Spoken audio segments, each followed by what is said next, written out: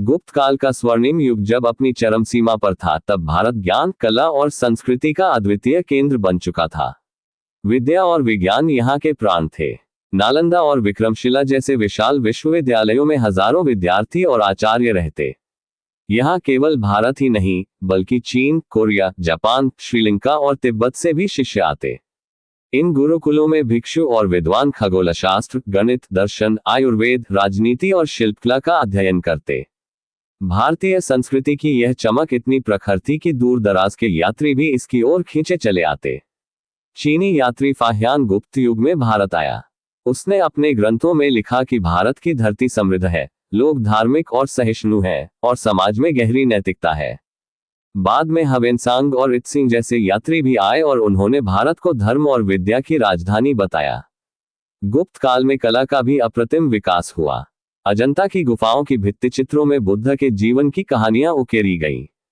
इन चित्रों में रंगों की गहराई और भावनाओं की जीवंतता देखकर आज भी लोग दंग रह जाते हैं।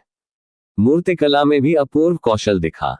गुप्त काल की मूर्तियां आज भी भारतीय सौंदर्यबोध का प्रतीक हैं, मृदु मुस्कान, शांत भाव और आध्यात्मिक आभा से युक्त। परंतु समय का चक्र कभी स्थिर नहीं रहता। गुप्त साम्राज्य के पश्चात धीरे धीरे साम्राज्य बिखरने लगे। हुनों के आक्रमणों ने उत्तर भारत को झकझोर दिया। हुन योद्धा घोड़ों पर सवार होकर आए, उन्होंने नगरों को लूटा और संस्कृति को क्षति पहुंचाई। किंतु भारतीय सभ्यता इतनी गहरी थी कि इन आक्रमणों के बावजूद उसका मूल सार नष्ट नहीं हुआ। गुप्तों के पतन के बाद उत्तर भारत में कई छोटे छोटे राजवंश उभरे। कन्नौज का हर्षवर्धन उनमें से सबसे प्रमुख शासक था। हर्ष केवल योद्धा ही नहीं, बल्कि विद्वान और कवि भी था। उसकी सभा में बाणभट्ट जैसे साहित्यकार थे, जिन्होंने हर्षचरित लिखा। हर्ष का शासन धार्मिक सहिष्णुता और कला प्रेम के लिए प्रसिद्ध था। उसने बौद्ध धर्म का भी संरक्षण किया और प्रयाग में विशाल धर्मसभा का आयोजन किया। इसी समय दक्षिण भारत में भी महान राजवंश खड़े हो रहे थे। सातवाहन, चालुक्य, पल्लव और पांड्य वंशों ने दक्षिण भारत की संस्कृति को गौरवशाली बनाया। सातवाहनों ने बौद्ध धर्म को बढ़ावा दिया और अनेक स्तूप व विहार बनवाए। चालुक्यों ने बादामी और ऐहोले में मंदिर बनवाए, जो आज भी भारतीय वास्तुकला की धरोहर है। पल्लवों ने महाबलीपुरम में अद्भुत शिल्पकला रची।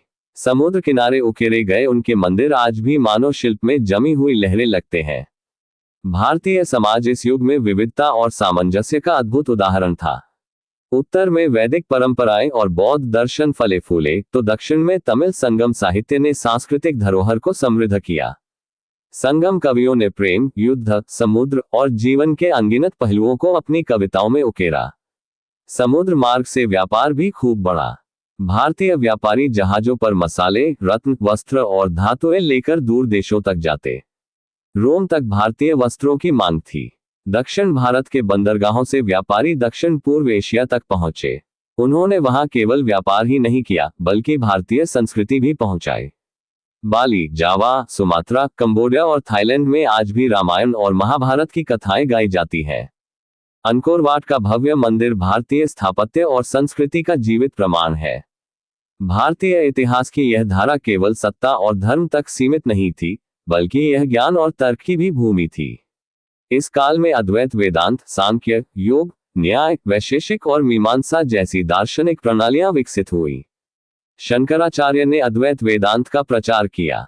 उन्होंने पूरे भारत में यात्राएं की और चारों दिशाओं में मठ स्थापित किए, श्रृंगेरी, द्वारका, पुरी और बद्रीनाथ। शंकराचार्य ने उपनिषदों का गूढ़ ज्ञान सरल भाषा में समझाया और कहा कि आत्मा और परमात्मा एक ही है। इस काल में भक्ति आंदोलन की भी शुरुआत हुई। दक्षिण भारत के आलवार और नयनार संतों ने ईश्वर के प्रति प्रेम और भक्ति का मार्ग दिखाया। उन्होंने मंदिरों को केवल पूजा की जगह नहीं, बल्कि सामाजिक और सांस्कृतिक केंद्र बनाया।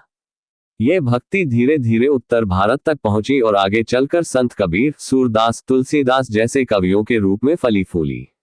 भारत उस समय भी विज्ञान और गणित में अग्रणी था। भास्कराचार्य ने लीलावती और बीजगणित जैसे ग्रंथ लिखे। खगोलशास्त्री आर्यभट्ट और वरामिहिर की खोजें दुनिया के लिए मार्गदर्शक बनी। आयुर्वेद में चरक और सुश्रुत की परंपरा आगे बढ़ी। सुश्रुत ने शल्य चिकित्सा को इतनी गहराई से समझाया कि आज भी आधुनिक विज्ञान उन्हें सर्जरी का पिता मानता है। राजनीतिक दृष्टि से भारत में अनेक राजवंशों का उत्थान और पतन चलता रहा। परंतु संस्कृति की धारा निरंतर आगे बढ़ती रही। जब अरब व्यापारी भारत आए तो उन्होंने यहाँ की समृद्धि देखी। सिंधु और गुजरात के बंदरगाहों से अरब देशों तक व्यापार होता। मसाले, मोती और रेशमी वस्त्र भारत की शान थे। यही कारण था कि भारत को सोने की चिड़िया कहा गया। समय ने एक और करवट ली। इस भूमि पर विदेशी आक्रमणों की छाया गहराने लगी। सबसे पहले उत्तर पश्चिम से तुर्क और अरब आए। सिंध पर अरब सेनापति मोहम्मद बिन कासिम ने आक्रमण किया। हालांकि वह अधिक आगे नहीं बढ़ पाया, परंतु इसने एक नई ऐतिहासिक धारा की शुरुआत की। भारत के विशाल साम्राज्य अब धीरे धीरे अनेक छोटे छोटे राज्यों में बंटने लगे, जिससे बाहरी आक्रमणकारियों को अवसर मिला। फिर भी इस सब के बीच भारतीय संस्कृति अपनी जड़ों में मजबूत रही। मंदिरों में शंखनाद गूंजता रहा, आश्रमों में ऋषि मुनि साधना करते रहे और गुरुकुलों में विद्यार्थी मंत्र और गणित दोनों सीखते रहे। ये भूमि इतनी विशाल और विविध थी कि हर संकट के बाद भी यह नए जीवन के साथ खिल उठती। अरब आक्रमण की पहली आहट ने भारत की धरती को चौंकाया जरूर, लेकिन उसकी गहरी आत्मा को विचलित नहीं कर पाई। सिंध में मोहम्मद बिन कासिम का आक्रमण केवल आरंभिक स्पर्श था, क्योंकि भारतीय समाज की जड़ें धर्म, दर्शन और संस्कृति में इतनी गहरी थी कि एक छोटे से आघात से वे हिल नहीं सकती थी। किंतु समय धीरे धीरे बदल रहा था। उत्तर पश्चिम के दर्रों से नई लहरें उमड़ रही थी और उन लहरों के साथ एक नए युग की भूमिका तैयार हो रही थी। गुर्जर, प्रतिहार, पाल और राष्ट्रकूट, ये तीन महाशक्तियां उस समय भारत की राजनीति के त्रिकोण की तरह थी। गुर्जर प्रतिहार पश्चिम और उत्तर भारत में मजबूत थे। उनका शासन राजस्थान और कन्नौज तक फैला। वे अरबों से लगातार संघर्ष करते रहे और इस्लामी विस्तार को लंबे समय तक भारत की सीमा पर रोककर रखा। इसीलिए अरब इतिहासकार उन्हें भारत की दीवार कहते थे। पूर्वी भारत में पाल वंश ने शक्ति पाई। वे बौद्ध धर्म के संरक्षक बने। धर्मपाल और देवपाल ने नालंदा और विक्रमशिला विश्वविद्यालयों का विस्तार किया। इन विश्वविद्यालयों में बौद्ध दर्शन, व्याकरण, चिकित्सा और तंत्र विद्या का अद्भुत संगम होता। चीन और तिब्बत के भिक्षु यहाँ आकर अध्ययन करते और फिर अपने देश लौटकर भारत की गाथा कहते। दक्षिण भारत में राष्ट्रकूट वंश अपनी महिमा में खड़ा हुआ। उनके राजाओं ने एलोरा में कैलाशनाथ मंदिर जैसा अद्वितीय स्थापत्य गढ़वाया। एक ही शिला को काटकर निकाला गया यह मंदिर मानव श्रम और कला का अनुपम उदाहरण है। राष्ट्रकूट कला और साहित्य के बड़े संरक्षक थे। संस्कृत और प्राकृत दोनों में साहित्य रचा गया। इस समय भारत का सांस्कृतिक परिदृश्य उत्तर से दक्षिण तक रंगों से भरा हुआ था। इन तीन महाशक्तियों के बीच लंबे समय तक संघर्ष चलता रहा। कन्नौज के लिए त्रिपक्षीय संघर्ष भारतीय इतिहास में प्रसिद्ध है। कन्नौज, जो कभी हर्षवर्धन का गढ़ था, अब एक रत्न की तरह तीनों शक्तियों को लुभाता था। कभी प्रतिहार जीतते, कभी पाल और कभी राष्ट्रकूट। परंतु इस संघर्ष ने भारत की राजनीतिक शक्ति को छोटे छोटे हिस्सों में बांट दिया। यही कमजोरी आगे चलकर विदेशी आक्रमणकारियों के लिए अवसर बनी। इसी काल में भारतीय समाज में धार्मिक और दार्शनिक हलचल भी जारी रही। तंत्र साधना, बौद्ध धर्म की वज्रयान परंपरा और शैव शाक्त उपासना ने नए रूप लिए। भक्ति का प्रवाह धीरे धीरे गांव गांव तक फैल रहा था। साधु, संत और कवि जनता को ये समझाने लगे कि ईश्वर तक पहुंचने का मार्ग केवल यज्ञ या ग्रंथों में नहीं, बल्कि सच्चे प्रेम और भक्ति में है। दक्षिण भारत का चोल वंश इस समय उभर कर सामने आया। चोलों ने समुद्री साम्राज्य का निर्माण किया। उनके जहाज दक्षिण पूर्व एशिया तक जाते और वहां की राजनीति और संस्कृति पर गहरा प्रभाव डालते। राजराजा चोल और राजेंद्र चोल प्रथम ने चोल साम्राज्य को अपार शक्ति दी। तंजावुर का बृहदीश्वर मंदिर आज भी उनकी महिमा का प्रतीक है। ग्रेनाइट पत्थरों से निर्मित यह मंदिर स्थापत्य की अद्भुत मिसाल है। उत्तर पश्चिम की सीमाओं से तुर्क और गजनवी आक्रमणकारी बार बार भारत में प्रवेश करने लगे। महमूद गजनी ने कई बार भारत पर आक्रमण किया। उसका उद्देश्य केवल लूट था। वह सोमनाथ मंदिर तक पहुंचा और वहां की अपार संपत्ति लूटकर ले गया। भारतीय समाज को यह गहरा आघात था, परंतु संस्कृति अब भी जीवित रही। मंदिर फिर से बने, भक्ति का दीप फिर से जला और जीवन की धारा आगे बढ़ती रही।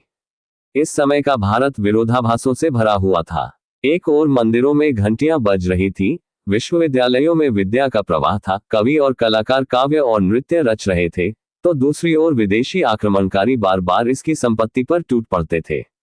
लेकिन भारतीय आत्मा की शक्ति ये थी कि हर आक्रमण के बाद भी यह भूमि नए उत्साह से उठ खड़ी होती थी। राजनीति के इन झंझावातों के बीच संस्कृति का प्रवाह निरंतर था। नृत्य और संगीत का विकास हुआ। भरतनाट्यम, कथक और ओडिसी जैसी शैलियां धीरे धीरे आकार ले रही थी। मंदिरों की दीवारें केवल पूजा का स्थान नहीं थी, बल्कि वे संगीत, नृत्य और मूर्तिकला के जीवित मंच थी। कलाकार पत्थर में भावनाएं उकेरते, नर्तक अंगों की लय से देवताओं को अर्पित करते और संगीतकार रागों के माध्यम से आत्मा को ईश्वर से जोड़ते। समुद्री व्यापार ने भी भारत की प्रतिष्ठा बनाए रखी। मसाले, रेशमी वस्त्र, हीरे मोती और कीमती धातुएं दूर दूर तक जाती। अरब व्यापारी इन्हें अपने देशों तक ले जाते और वहां भारत की प्रशंसा करते। यही कारण था कि अरब दुनिया भारत को हिंद कहकर एक समृद्ध और रहस्यमय देश मानती थी। इस युग की विशेषता ये थी कि भारतीय समाज में अनेक धर्म और पंथ एक साथ बहते थे। वैदिक परंपरा, बौद्ध और जैन दर्शन, शैव और शाक्त साधना और वैष्णव भक्ति, ये सब मिलकर एक विशाल सांस्कृतिक चित्र रचते थे। यही चित्र भारत को दुनिया में अद्वितीय बनाता था। लेकिन भाग्य का पहिया फिर घूम रहा था। 11वीं और 12वीं शताब्दी में भारत के द्वार पर गोरी और उसके बाद तुर्क आक्रमणकारी खड़े थे। वे केवल लूटने नहीं, बल्कि सत्ता जमाने आए थे। पृथ्वीराज चौहान ने तराइन के मैदान में मोहम्मद गोरी का सामना किया। पहली लड़ाई में गोरी हार गया, लेकिन दूसरी बार उसने कपट से जीत हासिल की।